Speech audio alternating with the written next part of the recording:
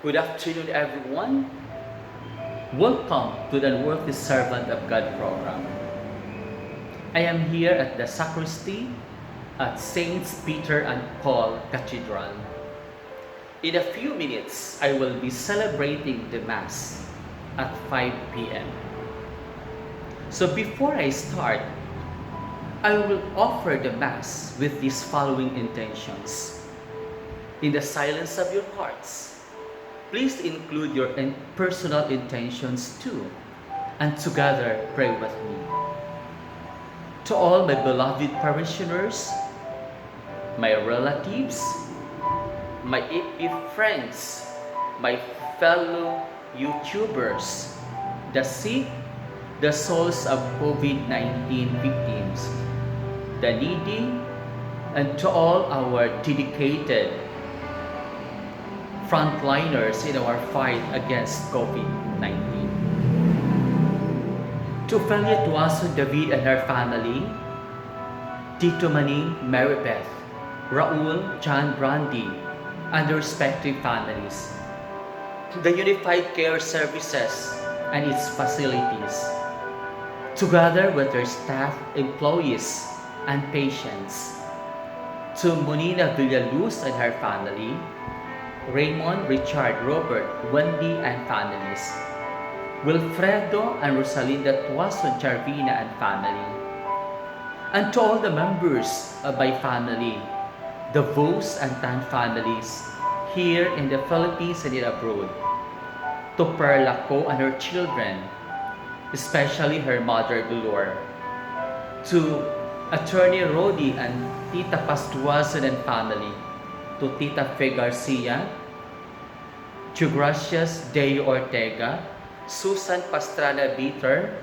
June Puchuela, Estelita Justiniano, Manuela Solana, Laia de los Santos, Rosita Espelita, Manuel and Margie Sahul. To Ami Bohol, Charlo, Bohol Darwin, to Minerva Gomez and family, Gary and Veronica Magbanwa on their silver wedding anniversary last Wednesday, Liton Dominga Dira and family, and for the soul of Michelle Tomamaxildo. Ina Vuhan, Dr. Rene Ortiz and his wife Maricel, and his staff in Tarangan Community Clinic and at home. Dr. Romeo Ortiz and his wife Vilma, Ariel and Corina Hulaton. Tuguring Lim, Dr. Rayami Pacoli, Dr. and Rino Lim and their families, and for the gift of life given to Attorney Marco Antonio Pacoli. To Ali Spirito, Raquel Viuhan, Josepina de Bulton, Merla Rosalado, Godilia Verdijo, Michael Angelo, and for the souls of Hipolito, Cosme, Rosario, Rosalia, Isidra, and Felipe. To Esther Vos, my sister-in-law, for fast healing and recovery. To Luz Viminda Bolastig for her children, grandchildren, especially to Joy Mendiola, Rosaminda Bolastig, Vina Bolastig, Chuna Season. Thanks a lot, Father Tito. To Zinaida Aquino for my family who are frontliners, the Aquino, the Carcillar, David, Bartolome, and the souls of our dear parents, Marshall, Senior, and Crisanta, and for the soul of Asuncion. Charlie, Honorable Charlie, and Sarah Tabucaw Cunijos. John Briones for Calbayog City Health Office, led by Dr. Salvia de Guzman, and for San Jorge RHO, led by Dr. Rene de Guzman and company, and for healing of Rowena Aureliano, my classmate, office mate. June and Irene Dakuyan Gillimer for Padre John Mark, a diabetic, for June a high blood, hypertension, and me hyperacidity. Claire Duenog Macanip, Maria Nancy Nartea Ducalia and family, Nora Cabral, and Pilar Cabral Clark, Florencia Tan and family, Dolores Miel and family, Heronides Mangkol and family, Nancy Serrano and family, Neda Vos Hernandez and family, Remedios Ong and family, Aurora Rosalado, our heartfelt thanks to you, Father, for including us always in your prayers. Pray also that this dreadful disease will end soonest possible, so that all people can continue to work with their living, good health and protection. Thank you, Father. Maria Elena Tan for good health, for my family, especially my mom, Elsa, and my dad, Tony. Lilia Coliemat Ubong and family. Reza Bartolome Pasakyan and family. Mercedes Cruda for my family. Lita Dolera and family. Attorney Oscar and Esther Parmery Hugo and family. Pastihano, Evelyn Gonzaga Sintos and family. Marivic Laruda, for all the frontliners, especially my nephew Dash Timothy. To Nancy Angkaw, Lorna Unay Laura, for Mrs. Kate Sweat for fast recovery. Chris Gaden, Priscilla Gaden, Agnes Ortiz, Ronnie and Irene Pastrana Obong. Esther Perez for Manaena and her children, Myra, May, Madeline, Dr. Boy Subagang and respective families.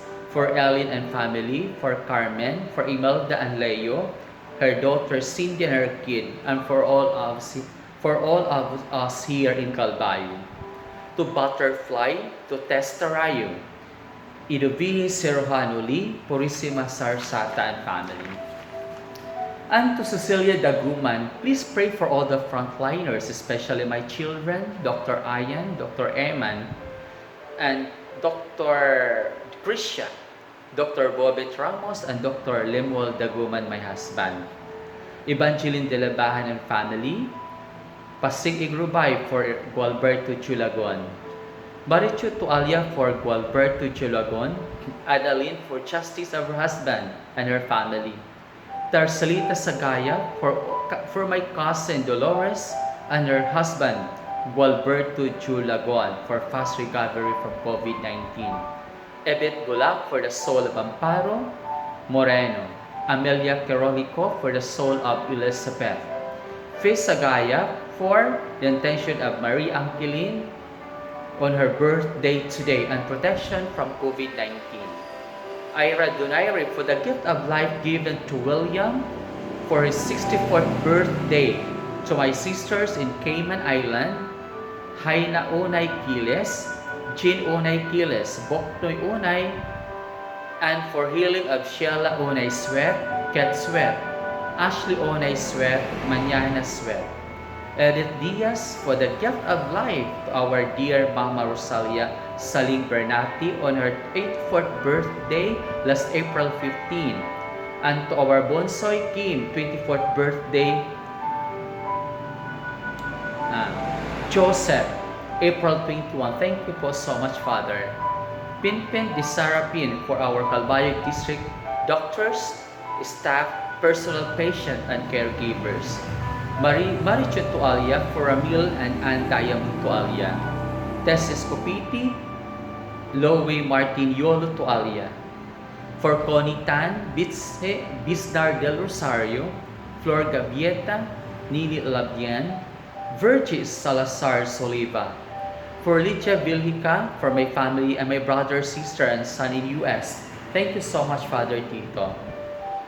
Josefina Cui, Edita Cui Erigan and family, and for the soul of my husband, Ingracia Erigan. Josefina Nacionalis, for healing of Karen Torcolas, Malu Chua and Lilibeth Cobuco, and for the souls of Junior, Antonio Ponso Asuncion, and Lorenzo.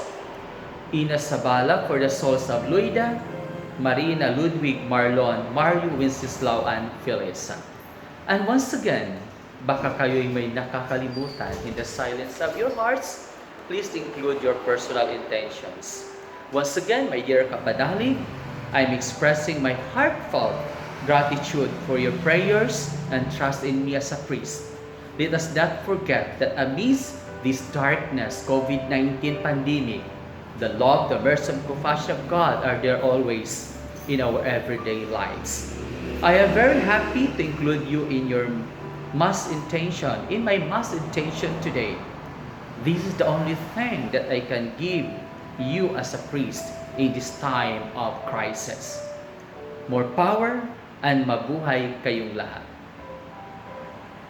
Bye-bye. See you next time again in our program, The Unworthy Servant of God. Father, Son, Spirit. Amen.